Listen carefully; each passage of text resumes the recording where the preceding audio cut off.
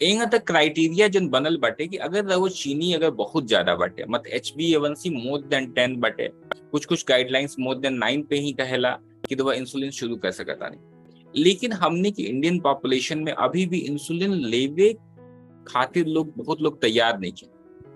यही खातिर हमने के चूंकि बहुत नई नई दवाइयां, इतना बढ़िया सब दवाई आ गई बाटे कि इंसुलिन की जरूरत तो कम पड़ता टे। लेकिन अगर मानी केहू के टाइप 1 डायबिटीज बाटे तब तो ओकरा इंसुलिन लेवे के ही बाटे। अगर केहू टाइप 2 डायबिटीज में पेशाब के रास्ते कीटोन आवता, सब्जी की चीनी बहुत बढ़ गई बाटे, तब ओकरा तुरंत कम करे खातिर तो इंसुलिन लेवे के बाटे।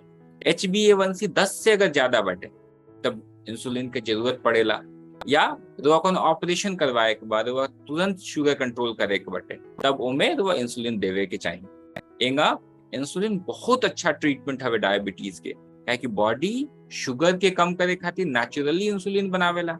वह इंसुलिन वो रिप्लेस करे तानी चूंकि बॉडी में कम बनता, तो हमेशा दवाइयों से बेहतर काम करी। तो सबसे ज्यादा इफेक्टिव अगर डायबिटीज खातिर कोनो दवा हवे तो इंसुलिन हवे।